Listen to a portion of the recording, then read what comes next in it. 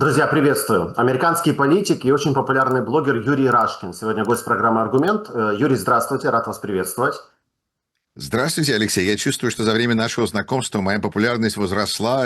Ну что ж, приветствую наших замечательных зрителей и слушателей. Слава Но в Украине! Украине мы вас популяризируем как можем. Я имею в виду YouTube-канал «Униан». И я рад, что ваша популярность только возрастает. Юрий, ну что, начнем с вашего президента, если позволите. Да. Извините, Куда нам без него? Без извините, он него? ваш, он не наш. Ваша страна, ваш выбор. Что называется. Так, смотрите. Вот так вы меня оскорбляете прямо сначала. Ну хорошо. Нет, ну Я знаешь, это шучу. американская фраза. Наш президент плох, но это наш президент. Поэтому отдувайтесь, что называется. Скорее всего, вы диагностируете, да, и препарируете политику Трампа. А, Трамп, весь мир ожидал, что вот-вот он загонит, самые наивные, наверное, уже, самые те, кто розовые очки не выбрасывает, надеялись, что Трамп вот-вот да загонит Путина в мышеловку. И, похоже, в этом углу, в этой мышеловке оказался он сам. Путин его загнал. А, как бы не закончилось все биполяркой у Трампа, потому что, видно сейчас, потому что он даже не знает, что заявлять, а уж тем более не знает, что ему делать. В один день он называет Путина сумасшедшим, окончательно свихнувшимся, и полунамеками затем его окружение грозит новыми санкциями. На следующий день он выходит и делает просто явку с повинной, рассказывает о том, что если бы не он, то то Россия пережила бы очень много плохих вещей, реально плохих. При этом, фактически он признает, да, что он прикрывал зад Путину и продолжает это делать. На сегодняшний день, как вы трактуете все эти заявления, в каком он положении, насколько он понимает вообще, насколько он себя загнал в угол и чего от него ждать дальше? Я думаю, что вы очень хорошо описали ситуацию. Я тут, наверное, начну как бы с конца и свяжу это с началом. Его явка с повинной, то, что он прикрывает действия Путина теперь, открыто заявляя то, что вот его процитировали, что если бы не я, у России были бы еще... Да, если бы он был президентом России, тогда у Путина бы не было никаких проблем. Но это другой разговор. Трампов президенты России. Или мэры Ростова, не знаю. Но его явка с повинной, понимаете, мне кажется, это очень важно должно как-то складываться, вот идти на полочку тех о том, что кого мы слушали, когда были выборы, и что они нам говорили по поводу того, что придет Трамп и все решит. Моя точка зрения оставалась достаточно и остается достаточно постоянной. То, что сейчас происходит, ужасно, но это было понятно и предсказуемо, но уж точно с 5 ноября, когда мы, американцы, решили проголосовать за этого человека. И тут на мне лежит ответственность как на избирателей, потому что мы не до конца сделали то, что нужно было в Висконсине. Мы победили Илона Маска с его, значит, амбициями. Возможно, об этом чуть попозже. Но мы не остановили Трампа. И теперь мы имеем человека, который открытым текстом говорит, что я помогал Путину. Вау, ничего себе! И это кто-то говорил, еще его защищал в этот момент, говорил, что он придет и все будет хорошо. Это зачем люди такое делают? Я вот пытаюсь понять, они что, не понимают чего-то? Или они что-то у них в голове не складывается, когда они видят то, что Трамп тормозит помощь Украине всегда, и они говорят, что он сейчас придет и он покажет то, что Байден не смог делать. Я думаю, можно признать, что если бы Камала Харрис сейчас была президентом, у нас были бы совсем другие проблемы. Это, во-первых. А во-вторых, возвращаясь к тому, что как мы здесь оказались. Это человек, который продал американцам идею того, что мы можем сэкономить, мы можем избавиться от всяких вещей, которые нам навязали всякие глобалисты. Этот вообще ужасный Джо Байден, который пытается развязать Третью мировую войну, подпитывая эту ужасную Украину, которой нужно договориться якобы там с ее большим соседом в России, такой realpolitik.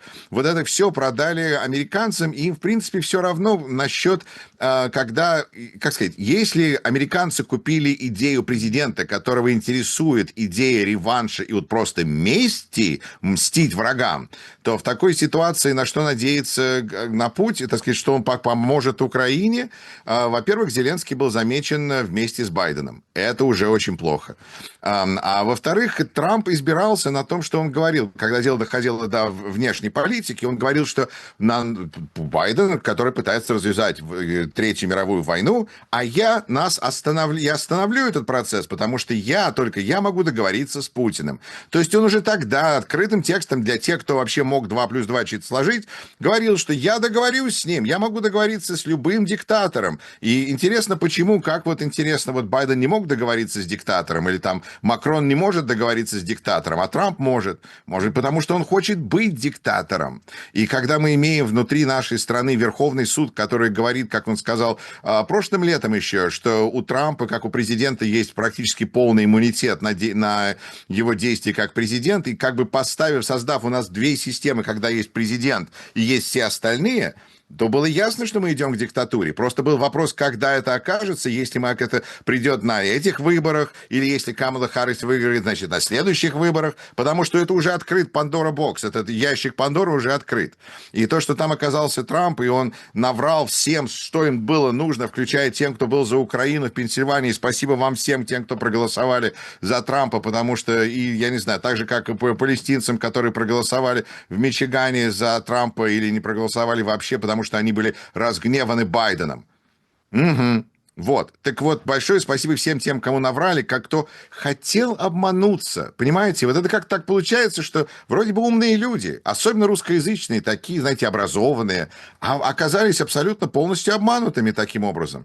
И как-то вот пытаешься разобраться, может быть, делать какие-то выводы на будущее, потому что Трамп в каком-то смысле притворяет повестку проекта 2025. А это означает, нас не будет в Европе, мы теперь изоляционистская страна, мы не даем студентам уже приехать в Соединенные Штаты. Это что такое? Это вот сказка служанки, вот это вот то, что нам сейчас пытаются построить, когда мы не до конца Северной Кореи. Знаете почему? Потому что у нас еще капитализм.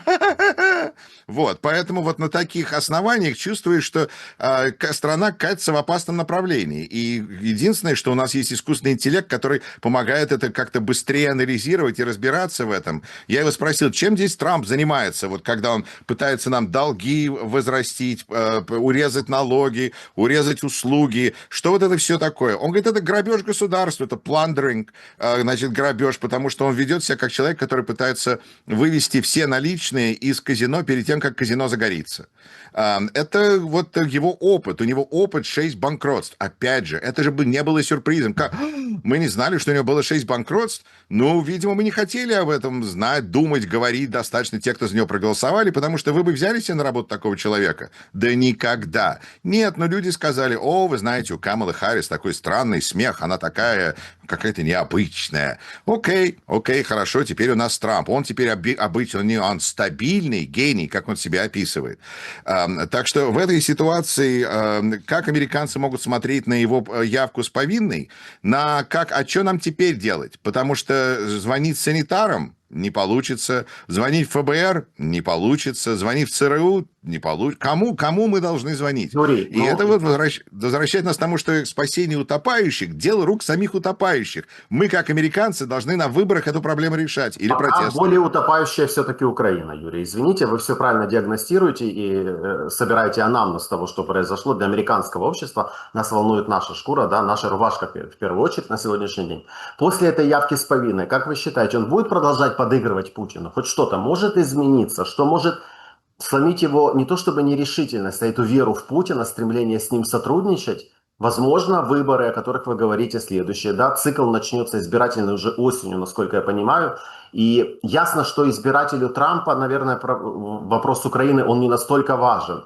Но как они относятся на то, что в связке Путин-Трамп, Трамп выглядит, грубо говоря, мягко говоря, лузером?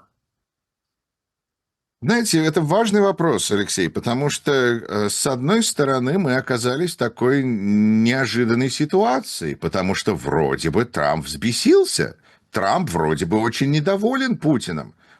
Я не думал, что мы даже здесь окажемся, потому что, Трамп как-то, он не может против Путина попереть.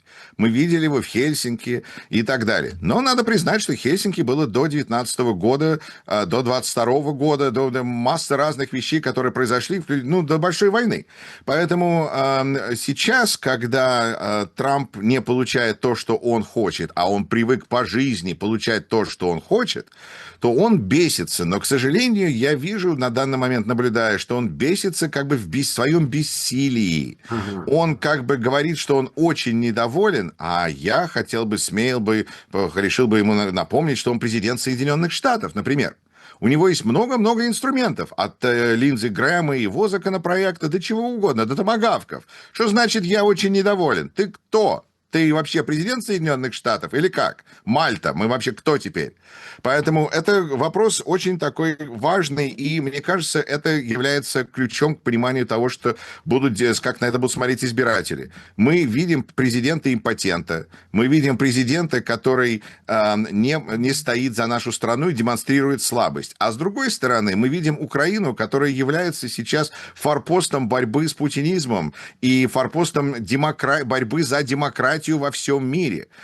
И я думаю, что в этом смысле повестка Украины может стать как бы как флагом, под которым приличные люди могут начать отбивать трампизм обратно, потому что это начинается где-то. Это не важно, где вы начнете, важно найти какой-то момент, где можно сказать, у нас гордость есть, у нас есть приличие. Украина, давайте начнем, посмотрите, что мы делаем в Украине, посмотрите, что делает с Россией, с Украиной Россия, и кого мы здесь поддерживаем, и что делает наш президент, и как нам не стыдно и не противно. И я думаю, что на этом, как сказать, уже строится синяя волна. Синяя волна на выборах следующего года должна и так произойти по историческим правилам. Просто вопрос в том, насколько она будет цунами, насколько это захлестнет. Да, а что еще может, наверное, вернуться, как бы подытожить с Трампом и его возможностей по поводу Путина?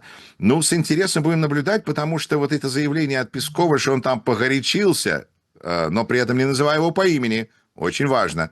Это тоже о чем-то говорит, потому что они, видимо, понимают, что они имеют дело с буйным. Там два момента очень... Там несколько сразу моментов было очень интересных. Ну, то, что они проглотили, это ладно, да. Песков назвал, что у Трампа перезагрузка, сказал.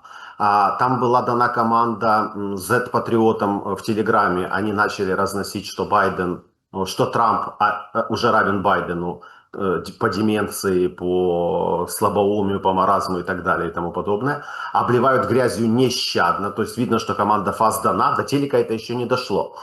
И Медведев, который выполз и начал грозить Третьей мировой войной. Ну, слушайте, тут уже, если уже тебе Медведев хамит, Путин от тебя ноги вытирает, ты это терпишь, да, непонятно почему, весь мир это наблюдает. Но уже алкоголик Медведев выполз. Это марионетка-кукла, которая там замещала Путина какие-то несколько лет, грела ему место, чтобы оно не пропало. Ну куда уже больше, ну скажите. Но нет, Трамп молчит. Смотрите, вот момент перезагрузки – это хорошая иллюстрация того, что нам не показывают всего того, что происходит, хотя это происходит у нас перед глазами, если мы в состоянии это понять. Потому что Песков сказал перезагрузка. Это же троллинг, это же издевательство, это же еще напоминание Хиллари Клинтон, отсылание. Вот это все вот перезагрузка. Точно, вы же понимаете. Наши зрители это знают.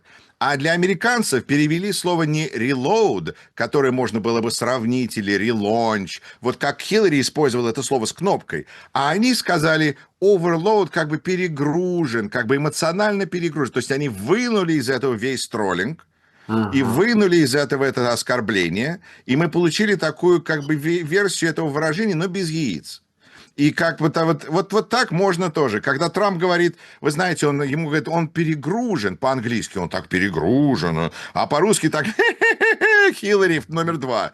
Вот, поэтому они себе, значит, пытаются таким образом проскочить, потому что они уверены в том, что Трамп будет игнорировать, он по жизни так, игнорирует то, что его не устраивает. То, что его не устраивает, это знаете что? Фейк-ньюс. Поэтому, если вы будете ему рассказывать про голую Меланию, он скажет, это фейк-ньюс, или этого не было, ему это про это не расскажут, в его папочке это не попадает, и поэтому так важно, на самом деле, чтобы вот такая информация всплывала, скажем, на Fox News. Потому что Fox News – это канал, который он смотрит. И поэтому там, когда рынок стал рушиться, перестали показывать информацию с рынка. Потому что зачем портить настроение президенту? И вообще. Поэтому тут важно, как бы, чтобы эта информация просто до него доходила, чтобы ему кто-то, например, объяснил, что его троллят, что над ним издеваются. Но кто хочет говорить Трампу, что над ним издевается Путин? Вы, я, нет, никто. Кто хоть? Никто не хочет. Вот так он и живет в собственном бабле, когда ему никто не хочет сказать, как над ним издеваются, как его троллят. Для этого еще нужно и понимать, что над Трампом издеваются. Не только нежелание доносить, а кто будет доносить? Люди, которые готовятся к переговорам по Ближнему Востоку по сериалам Netflix? Люди, которые знают о ситуации в Украине по видосикам, по сторис, которые они видели? Тут еще вопрос к профессиональной готовности этой команды, понимаете? Ну, даже Хорошо. хуже, я бы сказал, это вопрос к тому, какого типа людьми Трамп решил себя окружить. А это не люди, которые профессионалы. Да, они смотрели рилзы, шортс и сериалы, но они верны Трампу, потому что если Трамп скажет 2 плюс 2 47, они скажут 47. Вот это их определяющие качества. А если они будут Место говорить, подождите, сидения 2 плюс 2 определяет точку 4. зрения. Да, прошу, извините. Место сидения определяет точку зрения. Самый яркий представитель там Рубио, не самый худший профессионал, да, в этой команде, один из лучших, но слишком часто меняющий свои взгляды в угоду Трампу в данном случае. Хорошо, смотрите, но тем не менее, Трамп не хотел, но ставки он поднял, и благодаря своему окружению тоже. Тот же Линдси Грэм снова напомнил, что уже 81 сенатор готов подписать, да, законопроект о драконовских пошлинах. Это отдельный вопрос. Пойдут ли они против Трампа? И, кстати, а вот если проголосуют вот этот закон о 500% пошлинах для стран, которые будут торговать с Российской Федерацией, вторичные пошлины, у Трампа будут еще какие-то в руках какой-то инструментарий, чтобы остановить продвижение этого закона? Смотрите, это такой медленно двигающийся каток на Путина. То есть у него есть масса возможностей отойти, изменить свое мнение, что-то сделать. И вообще это дает Трампу возможность делать из себя хорошего полицейского, в то время как Сенат здесь такой плохой, ужасный, дергает его. Хотя мы понимаем, что если Трамп им скажет «сидеть», они сядут. Но вот сейчас мы видим, как там 91-летний сенатор из Айовы Чак Грасли говорит, надо что-то делать, слишком много людей умирает, хотя бы санкции сделайте, президент. Мне очень понравился комментарий в его соцсетях этого сенатора, когда ему кто-то сказал, вы знаете, может позвонить своему сенатору, может он что-то может сделать. Сенатор, ну это же сумасшедший дом. Да, но тем не менее они угрожают, их 81, но это момент, когда Трамп может просто играть из себя такого полицейского и развести всех. А Рубио — это еще печальная ситуация, потому что это сейчас остался такой, самый такой у нас... Он не был... Все понимают, что он понимает. Вот знаете, когда человек вот он внутри, он говорит, ну ты же все понимаешь. Вот он, вот это Марко Рубио. Это так позорно наблюдать. И он продолжает ползти по грязи вперед, потому что он, видимо, считает, что там впереди он станет президентом, а когда он будет станет президентом, как мы видим, можно делать, что хочешь.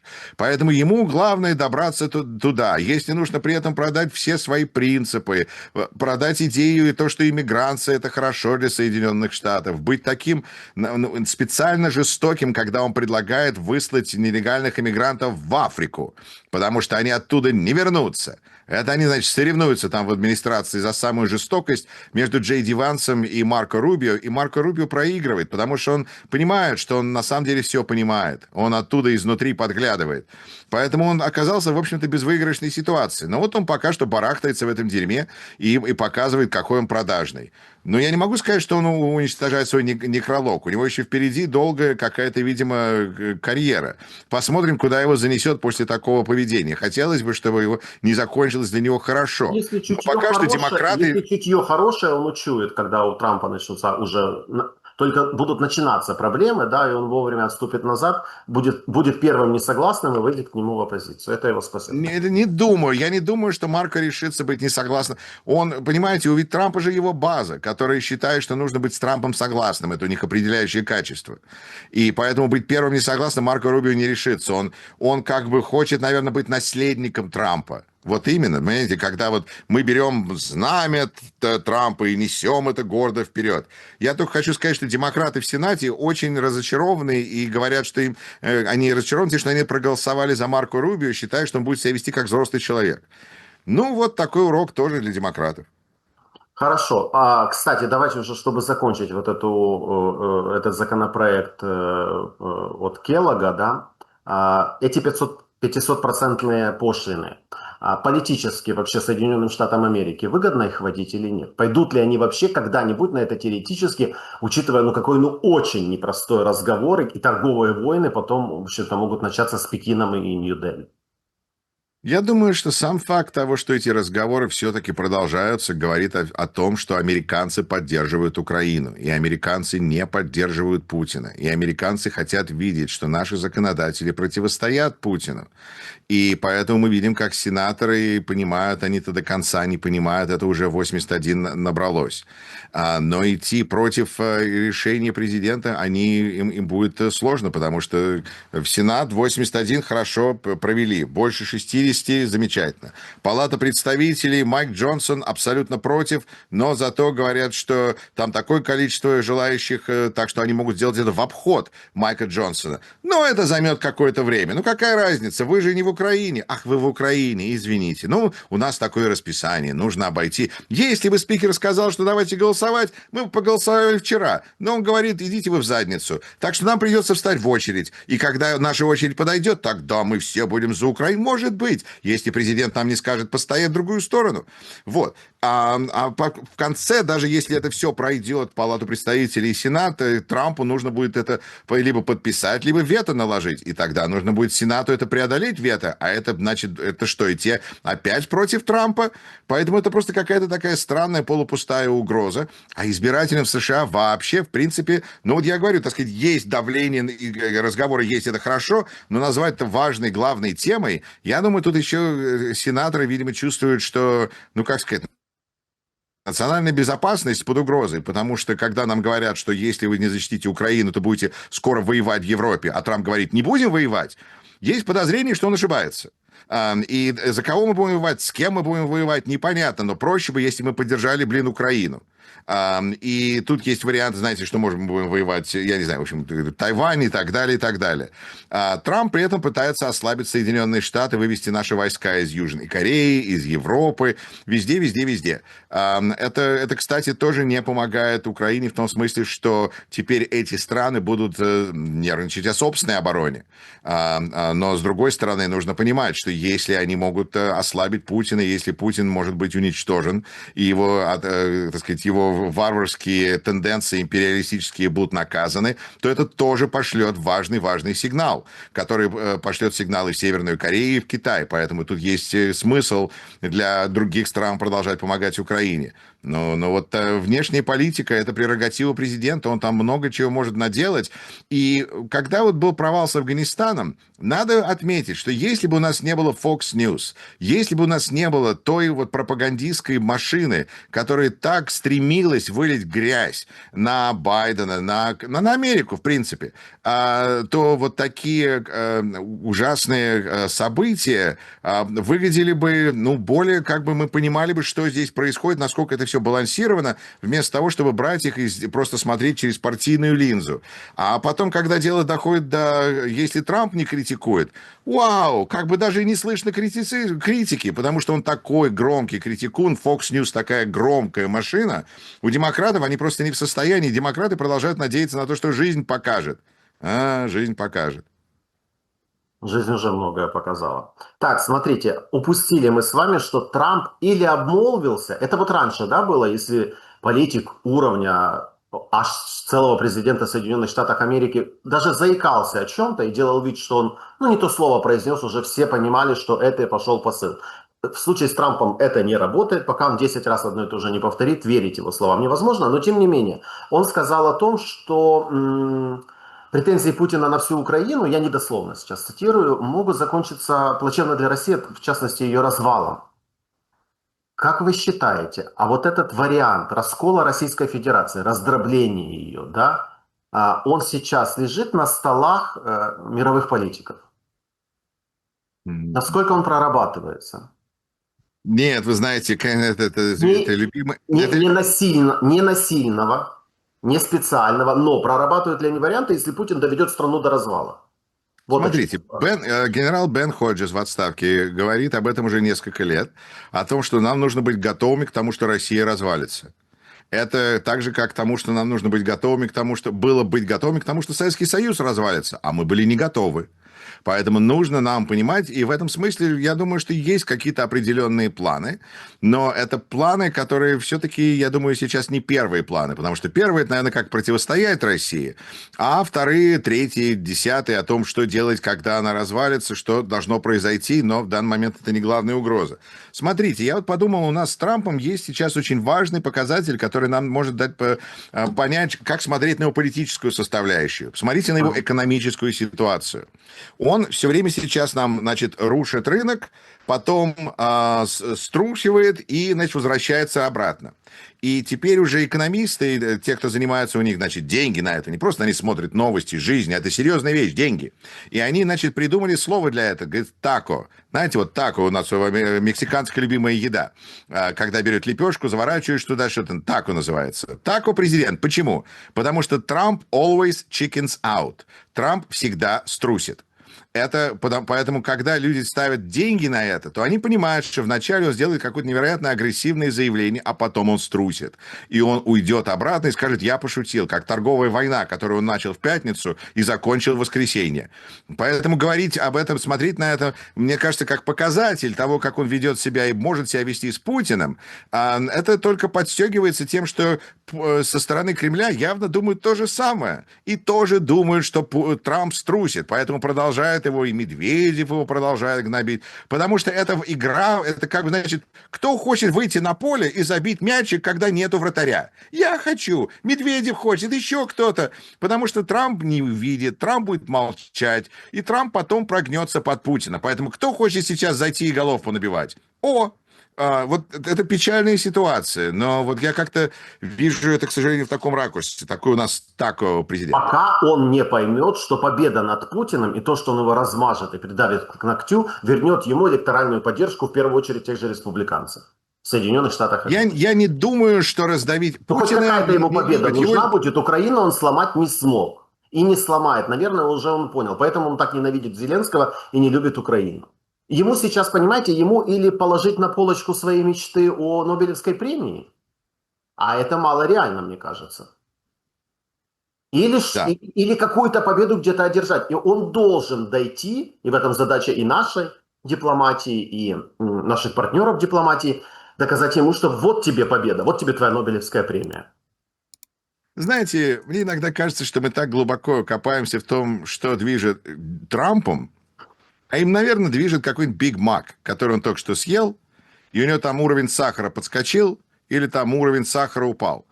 Потому что то, что им движет, его мотивацией, которая меняется с невероятной скоростью, на это нельзя рассчитывать, на это нельзя прогнозировать. И с этим работать, я думаю, нужно только повару или там врачу подбирать ему правильную диету. Но у него сейчас большая проблема в том смысле, что его все увидели, и видно, как с ним работать, и что не нужно с ним обязательно договариваться, можно подождать, или можно его напугать. И он как маленький ребенок, который оказался у нас во власти, и при этом у него очень хорошие отношения с Россией, с Владимиром Путиным. Это единственное, что наша золотая рыбка помнит, когда просыпается с утра. Есть Украины, нет Украины, непонятно.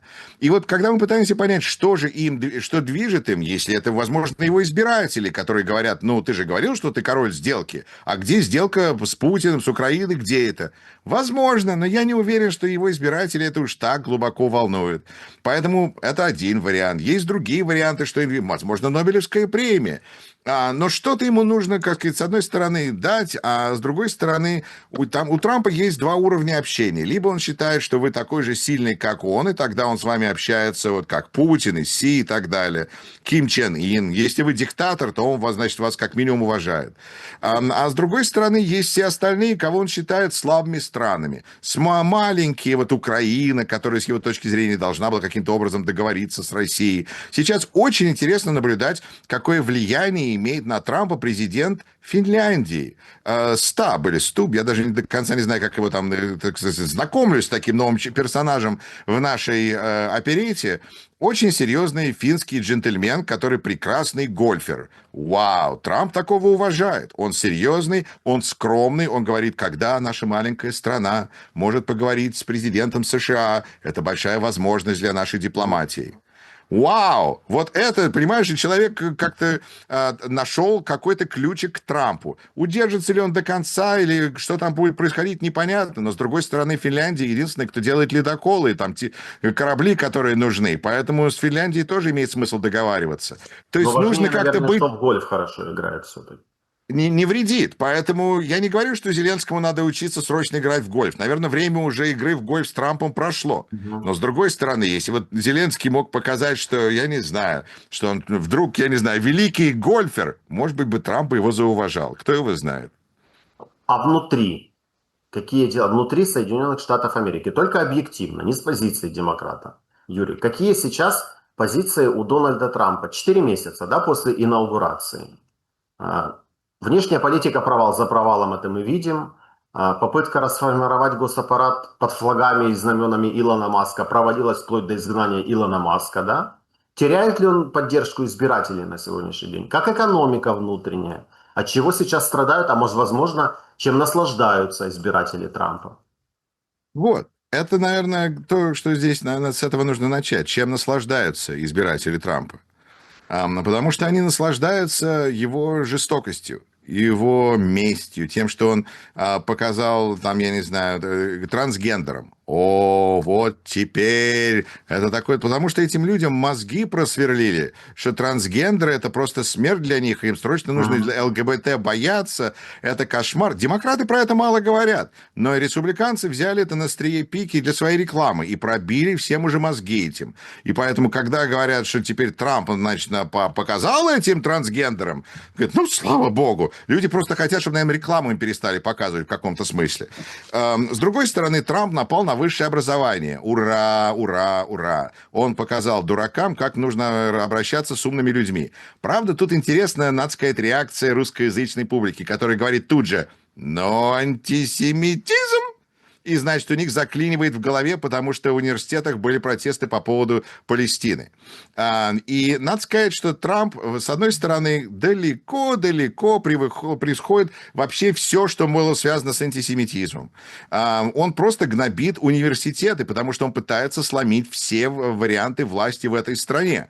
Он пока еще только своего главного не назначил там церковным, этим самым главнокомандующим.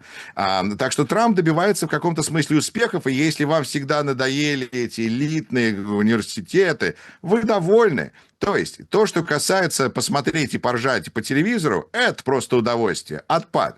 А с другой стороны, когда дело доходит там до вакцин, до экономики, до, я не знаю, чего угодно, всего остального, что иммигрантов, в конце концов, когда могут взять человека, который оказался, ну, не обязательно к чему-то вообще привязан, я не хочу повторяться, но джентльмен из Дании сейчас в новостях, он давно живет в Миссури, в маленькой деревне, там у них, кажется, слесарем работает, у него жена, он такой большой белый трамповский избиратель. Но вот он в какой-то момент не заполнил какую-то анкету, и сейчас его хотят депортировать срочно в Данию.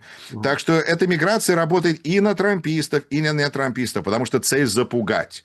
И вот этот страх запугивания смешивается с этим восторгом от того, что Трамп такой жестокий. Пока что это такой праздник непослушания у республиканцев. Наконец, не нужно никому не относиться с уважением, дверь никому не нужно открывать, потому что это просто, знаете, это самое...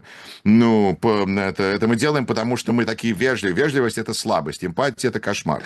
Приятно, с другой стороны, что рушится Тесла. Потому что Илон Маск только что заявил, говорит, люди, говорит, поджигают Теслы, говорит, это, говорит, так не круто. Вау! Почему, интересно, так происходит? Почему, Что интересно, он так не делал? жалко? Абсолютно, да. И Илона Маска сейчас, его компания Tesla на этом заканчивается. Я думаю, что у него все равно... Возможно, начнется его новая политическая история, потому что он Знаете, он из разряда, ну, по факту он предан был Трампом, да, но он еще он работает по другой схеме: вовремя предать — это предвидеть, а не предать, да. Вот последние новости сегодняшнего дня. Илон Маск резко выступил против президента Трампа, раскритиковав новый экономический законопроект, я цитирую, известный как Big Beautiful Bill, большой красивый закон. По мнению главы Тесла, инициатива Трампа лишь увеличит государственный дефицит вместо того, чтобы его сократить. Какой короткий путь от зигхайлей вот этих вот, да, во время инаугурации Трампа до фактически старта зародыша антитрамповского движения. Потому что Маск идет по двум рейсам. Рейс номер один – это пытаться спасти свою компанию. Поэтому тут ему нужно показать, что он недоволен Трампом, например, то, что он, или там, что вот он пытался урезать бюрократию, а это еще сложнее, чем он думал. Или вот эта критика Билла, Big Beautiful Bill, большой прекрасный Билл, который вообще это имя для стриптизера в мужском баре. Так вот, этот Big Beautiful, как сказал Илон Маск, законопроекты, или вообще, я не знаю, если он сказал законопроекты, может, он имел в виду что-то другое, бывает либо большое, либо прекрасное. Но, говорит, вместе я, говорит, не видел. Ну, посмотрим. Но Илон Маск сейчас, его первый рейс – это пытаться спасти свою компанию. А вторые рейсы, он играет в олигарха. Он дал Трампу безумное количество, почти $300 миллионов на избирательную кампанию. Он сейчас требует, чтобы, значит, наши разные министерства требуют, чтобы разные там люди, которые попадают под их влияние, использовали продукты Илона Маска. То есть он влился, теперь как бы стал кровью нашей государственности. Поэтому сказать, что он будет каким-то антигосударственником, было бы достаточно необычно. Потому что он теряет вот эту личную компанию Тесла, вот это все это рушится. Но, с другой стороны, он успел перескочить в государственные олигархи. И мы это видим по примеру того, что произошло с Рамафосой, лидером Южной Африки, который приехал и который сказал: извини, Трамп, у меня для тебя нет самолета, который я мог бы тебе подарить. Почему на него налетели? Почему налетели на Зеленского? Потому что нехорошо быть в врагах с друзьями Трампа. А если ты враг Путина, получи. Если ты враг Рамафосы, получи. Это не говорит о том, что все теперь будут избегать Белого дома, хотя, ну, как бы, так сказать, понимают, с кем имеют дело. С Зеленским, поверьте мне, там еще самый главный фактор, вот как я вижу, да, не нужно быть ярче Трампа. Не нужно быть. И именно вот это основополагающая причина, потому что назовите мне, а кто сегодня есть лидером Извините, каким образом вы бы сказали, что Зеленский на этой встрече был ярче? Я говорю о весе политическом Зеленского на сегодняшний день. Как минимум, это главный политик Европейского Союза на сегодняшний день. Если кто не знает Зеленского, они как минимум по узнаваемости и по... Я не скажу о влиянии. Понятно, что американского президента с украинским не сравнишь, но впервые в истории мы наблюдаем, вот когда роль украинского президента, она не просто возросла, она вознеслась до небес. И мне кажется, это одна из главных причин, почему Трамп может его не любить. Ну, а туда Вы знаете, это интересный момент. Давайте уточним, потому что, с одной стороны, конечно, Зеленский не Рамафоса, и Зеленского знают все, а Рамафоса я бы не узнал, если бы я его увидел в магазине. Вот. Но с другой стороны, тот факт, что он большая фигура, бесит не только Трампа, но и в первую очередь Путина. Конечно.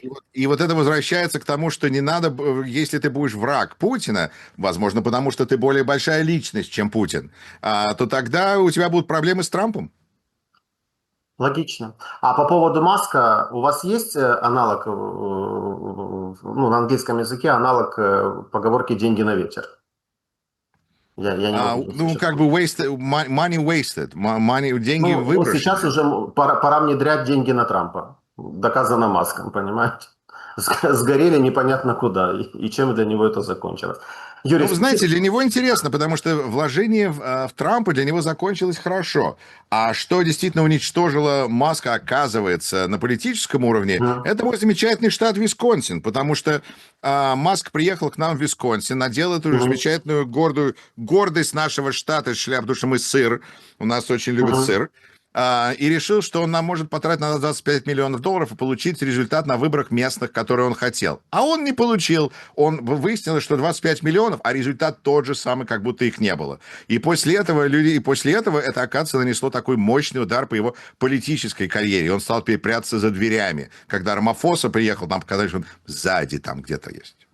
Да. Спасибо, Юрий, за то, что находите время. Спасибо за вашу аналитику, за прекрасный разговор. Я прошу всех наших зрителей поставить лайк этому выпуску. Так работают алгоритмы YouTube, и благодаря вашему лайку нас увидит как можно большее количество зрителей. Юрий, спасибо вам огромное. До новых встреч.